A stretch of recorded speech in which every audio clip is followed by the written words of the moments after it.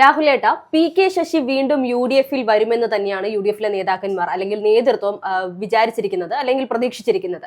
അതുകൊണ്ടായിരിക്കണം ഒറ്റപ്പാലത്ത് seat P K. ശശിക്ക് വേണ്ടി UDF ഒഴിച്ചിട്ടിരിക്കുന്നു എന്നാണ് നമുക്ക് അറിയാൻ കഴിയുന്നത്. ഒരർത്ഥത്തിൽ പറഞ്ഞാൽ തന്നെ മാറ്റി നിർത്താൻ ആരും ശ്രമിക്കേണ്ട എന്നുള്ളത് പി.കെ. ശശി തന്നെ മാധ്യമങ്ങൾക്ക് മുൻപിൽ വന്ന് തുറന്നു പറഞ്ഞു കഴിഞ്ഞു. പി.കെ. ശശിയെ CPM ഇത്തവണ മത്സരിപ്പിക്കുമോ എന്നുള്ളത് വലിയൊരു സംശയമായി തന്നെ നിൽക്കുന്ന സാഹചര്യത്തിലാണ് ഇപ്പോൾ ഇങ്ങനെയൊരു നീക്കം ഉണ്ടായിരിക്കുന്നത് അല്ലെങ്കിൽ ഇങ്ങനെ ഒരു പ്രസ്താവനയുമായി പി.കെ. ശശി രംഗത്ത് വന്നിരിക്കുന്നത്. പൂർണ്ണമായും പി.കെ. ശശി പാർട്ടി വിടില്ല എന്ന് വിശ്വസിച്ചിരുന്നവർക്ക് ചെറിയൊരു സൂചന അല്ലെങ്കിൽ ഒരു തിരിച്ചടിയല്ലേ പി.കെ. ശശിയുടെ ഈ ഒരു പ്രസ്താവനയും യു.ഡി.എഫിന്റെ ഈ ഒരു നീക്കവും? ഇതിനകത്ത് നമുക്ക് മനസ്സിലാക്കാനുള്ള ഏറ്റവും വലിയ വിഷയം എന്ന് പറയുന്നത് പി.കെ. ശശി UDF പാർട്ടിയിലേക്ക് ഡയറക്റ്റ് എടുക്കുമോ എന്നുള്ള ചോദ്യം അവിടെ നിലനിൽക്കുന്നുണ്ട്. കാരണം കുറെ കാലങ്ങളായിട്ട് ഇപ്പോൾ സ്ത്രീപീഡന എന്തെങ്കിലും പരാതികളോ അങ്ങനെ എന്തെങ്കിലും വരുമ്പോൾ പി.കെ. ശശിയുടെ പേരെടുത്ത് വെച്ച് കോൺഗ്രസ് പലപ്പോഴും മലക്കുന്നത് നമ്മൾ കണ്ടിട്ടുള്ളതാണ്. അപ്പോൾ അങ്ങനെയുള്ള സാഹചര്യത്തിൽ അങ്ങനെ ഒരാളെ കോൺഗ്രസിലേക്ക് എടുക്കുമോ എന്നുള്ള ചോദ്യം ബാക്കിയാണ്. അവിടെ കോൺഗ്രസിന്റെ അണികൾ നമുക്കറിയാം രാഷ്ട്രീയമാണ്, രാഷ്ട്രീയപരമായിട്ട് എത്രയോ നേതാക്കന്മാർ എന്തെല്ലാം വിഷയങ്ങളുള്ള നേതാക്കന്മാർ അങ്ങോട്ടും ഇങ്ങോട്ടും എല്ലാം പോയിട്ടുണ്ട്. നമുക്കറിയാം ഗണേഷ് കുമാർ എങ്ങനെയാണ് പോയത്. സരിതയുടെ വലിയൊരു വിഷയം വന്ന സമയത്ത് LDF പോയ സമയത്ത് അദ്ദേഹം നല്ലവരായി മാറി. പിന്നീട് നമുക്ക് Mani sir KM Mani CPM സംബന്ധിച്ച് എന്തെല്ലാം വിമർശനങ്ങളാണ് KM മാണിക്കെതിരെ ഉന്നയിച്ചത്. അതേസമയം ജോസ് കെ മാണി LDF പോയ സമയത്ത് KM മാണി ഒരു നല്ല മനുഷ്യനായി മാറുന്ന ഒരു സാഹചര്യം LDF സംബന്ധിച്ച്. അപ്പൊ അങ്ങനെയുള്ള ഒരുപാട് വിഷയങ്ങൾ നമ്മുടെ മുന്നിലുണ്ട്. ആ ഒരു സമയത്താണ് പി.കെ. ശശി എന്ന് പറയുന്ന നേതാവ് കോൺഗ്രസിലേക്ക് പോകും എന്നുള്ള വാർത്തകൾ കേൾക്കുന്നത്. പക്ഷേ ഇന്ന് അദ്ദേഹം മാധ്യമങ്ങൾ കൊടുത്തിട്ടുള്ള ഒരു റിപ്പോർട്ട് അനുസരിച്ച് UDF പോകാനുള്ള സാധ്യതകളുണ്ട്, ഒരു ചായ്വ് ഉണ്ട്. തീർച്ചയായിട്ടും അത് കോൺഗ്രസിലേക്ക് പോകുന്നു എന്നുള്ളതല്ല വാർത്ത വരുന്നത്. UDF മുന്നണി നമ്മൾ നേരത്തെ പറഞ്ഞിരുന്നു ഇദ്ദേഹം പുതിയൊരു പാർട്ടി പാലക്കാട് അദ്ദേഹത്തിന്റെ നേതൃത്വത്തിൽ രൂപീകരിക്കാൻ സാധ്യത. അദ്ദേഹത്തിന്റെ നേതൃത്വത്തിലല്ല, വിമതരെല്ലാവരും കൂടെ ചേർന്ന് അദ്ദേഹത്തെയും കൂടെ കൂട്ടുപിടിച്ചുകൊണ്ട് ഒരു പാർട്ടി ഉണ്ടാക്കാനുള്ള ശ്രമമാണ് നടത്തിക്കൊണ്ടിരിക്കുന്നത്. അത് കമ്മ്യൂണിസ്റ്റ് മൂല്യങ്ങൾ കൊണ്ടു നടക്കാൻ കഴിയുന്ന ഒരു പാർട്ടി ആയിരിക്കും എന്നാണ്. പക്ഷെ അത് LDF മുന്നണിയുടെ കീഴിലായിരിക്കില്ല, UDF കീഴിലായിരിക്കും എന്നുള്ളത് നമുക്കറിയാം. RSP പോലുള്ള പാർട്ടിയൊക്കെ എങ്ങനെയാണ് രൂപം കൊണ്ടുവന്നത്. അതായത് കമ്മ്യൂണിസ്റ്റ് നിലപാടുകൾ കൂടെ ചേർന്ന് കൊണ്ട് നടക്കുന്ന പാർട്ടികളാണ് ഈ RSP പോലുള്ള പാർട്ടികൾ. ഇപ്പോൾ RMP തന്നെ TP ചന്ദ്രശേഖരന്റെ മരണത്തിന് ശേഷം ഉണ്ടായിട്ടുള്ള പാർട്ടിയാണ്. അത് UDF ഒപ്പമാണോ എന്ന് ചോദിച്ചു കഴിഞ്ഞാൽ UDF ഒപ്പമല്ല. അപ്പോൾ UDF സീറ്റ് കൊടുക്കുമോ എന്നുള്ള ചോദ്യങ്ങൾക്ക് മറുപടിയായിട്ട് പാർട്ടിയോടൊപ്പമല്ല അവര്. അപ്പോൾ അവര് സ്വതന്ത്രമായിട്ട് മത്സരിക്കുന്നു, അവിടെ സപ്പോർട്ട് കൊടുക്കുന്നു എന്ന് മാത്രമേ ഉള്ളൂ. UDF അങ്ങനെ ചേർന്ന് പോകുന്ന ഒരു പാർട്ടിയായിട്ടാണ് ഇപ്പോൾ RMP ആണെങ്കിലും പോകുന്നത്. അപ്പോൾ അങ്ങനെ ഒരുപാട് പാർട്ടികളുണ്ട്. ആ ഒരു മാതൃകയിലായിരിക്കും ചിലപ്പോൾ പുതിയ വരാൻ പോകുന്ന പാർട്ടി രൂപം കൊള്ളാൻ പോകുന്നത്.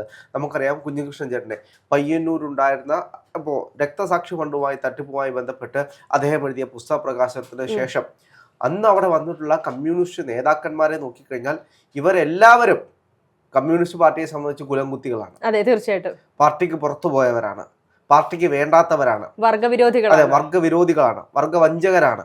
അപ്പൊ അങ്ങനെയുള്ള കുറെ സഖാക്കന്മാർ കൂടെ ചേർന്നുകൊണ്ട് ഒരു പാർട്ടി ഉണ്ടാക്കുകയാണ്. ആ പാർട്ടിയിലേക്കായിരിക്കും മിക്കവാറും പി.കെ. ശശി പോകാൻ പോകുന്നത്.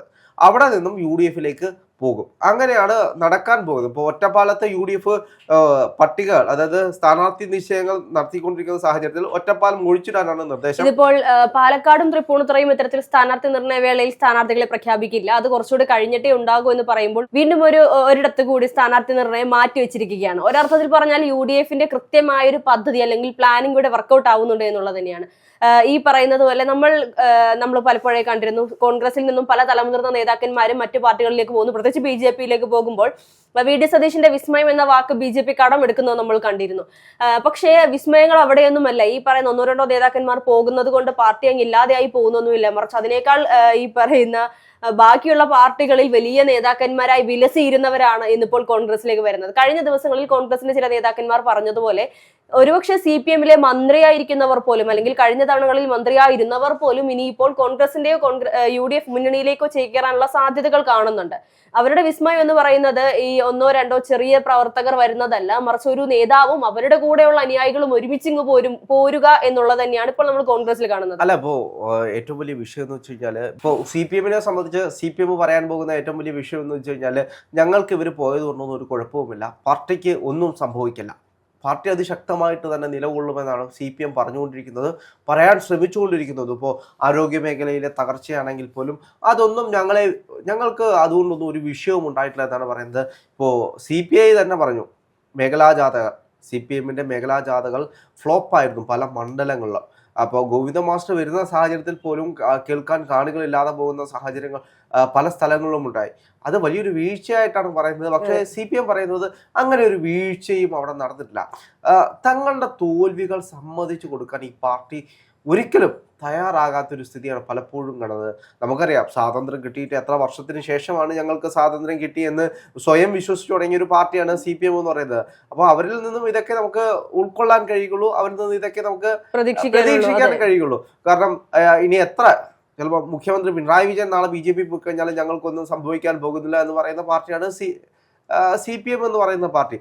അപ്പോൾ എന്ത് തന്നെയാണെങ്കിലും വരാൻ പോകുന്ന തെരഞ്ഞെടുപ്പിൽ കൃത്യമായിട്ട് ഇത് തിരിച്ചടിയാവും. കാരണം സ്വന്തം സഖാക്കൾ അവർ പോന്നെങ്കിൽ പോട്ടെ, ഇവർ പോന്നെങ്കിൽ പോട്ടെ എന്ന് പറഞ്ഞുകൊണ്ട് അടിത്തട്ടിലെ എല്ലാവരും പോയി കഴിഞ്ഞാൽ പിന്നീട് അണികൾ ഉണ്ടാവില്ല. തീർച്ചയായും അമർഷത്തോടെ ഇരിക്കുന്ന കുറച്ച് അണികൾ മാത്രമായിരിക്കും ഈ പറയുന്ന, ഞാൻ നേരത്തെ സൂചിപ്പിച്ചതുപോലെ ഇപ്പോൾ PK ശശി പോവുകയാണെങ്കിൽ PK ശശി മാത്രമല്ല CPM വിടുന്നത്. PK ശശിയുടെ ആശയങ്ങൾ അല്ലെങ്കിൽ PK ശശിയോടൊപ്പം ചേർന്ന് നിൽക്കുന്ന ഒരു വിഭാഗം പ്രവർത്തകരുണ്ട്. PK ശശിയെ ഇഷ്ടപ്പെട്ടുകൊണ്ട് ആ നേതാവിന്റെ ആശയങ്ങളെ, നേതാവിന്റെ പ്രവർത്തനങ്ങളെ ഇഷ്ടപ്പെടുന്ന ആളുകളുണ്ട്. സ്വാഭാവികമായും അദ്ദേഹത്തിന് ലഭിക്കാനുള്ള വോട്ടുകളും അദ്ദേഹത്തിന് വേണ്ടി പ്രവർത്തിക്കുന്നവരും നമ്മൾ ഈ പറയുന്നത് പോലെ തന്നെ CPM വിട്ട് ഈ പറഞ്ഞ UDF മുന്നണിയിലേക്ക് പോകാനുള്ള സാധ്യതയുണ്ട്. അപ്പോൾ ഒരു കൊഴിഞ്ഞുപോക്ക് മാത്രമാണ് എന്ന് കരുതി തള്ളിക്കളയുന്ന CPM ഒരർത്ഥത്തിൽ പറഞ്ഞാൽ ഇരുട്ടുകൊണ്ട് ഊട്ടയടക്കുകയാണ്, അല്ലെങ്കിൽ അവരുടെ ഭയം അവർ പുറത്ത് കാണിക്കുന്നില്ല എന്നുള്ളതാണ് യാഥാർത്ഥ്യം. CPM-ന് ഭയമുണ്ടോ എന്ന് വെച്ച് കഴിഞ്ഞാൽ CPM കൃത്യമായിട്ട് ഭയക്കുന്നുണ്ട് എന്നാണ് നമുക്ക് മനസ്സിലാക്കാൻ കഴിയുന്നത്. ഇപ്പോൾ എല്ലാവരും പോകട്ടെ എന്ന് പറഞ്ഞുകൊണ്ടൊരു നിലപാട് എടുത്തു കഴിഞ്ഞാൽ പാർട്ടിക്ക് സംഭവിക്കാൻ പോകുന്ന വലിയ വീഴ്ചകളായിരിക്കും. ഇപ്പോ നമുക്കറിയാം, എത്ര വലിയ ആശയങ്ങളുണ്ടെങ്കിലും എത്ര വലിയ പ്രസ്ഥാനമാണ് എന്ന് പറഞ്ഞു കഴിഞ്ഞാലും നയിക്കാൻ കഴിയുന്ന നേതാക്കന്മാരില്ലെങ്കിൽ, നായകരില്ലെങ്കിൽ ഒരു പാർട്ടിയും നിലനിന്ന ചരിത്രമില്ല. ഇവിടെ നായകന്മാരാണ് പലപ്പോഴും പല പാർട്ടിയും സൃഷ്ടിച്ചുള്ളത്. ഈ കാണുന്ന പാർട്ടികളെല്ലാം ഓരോ നായകന്മാർ ഓരോ കാലഘട്ടത്തിനനുസരിച്ച് ഓരോ ആശയങ്ങൾ പറഞ്ഞുകൊണ്ടുണ്ടാക്കിയ പാർട്ടികൾ തന്നെയാണ്.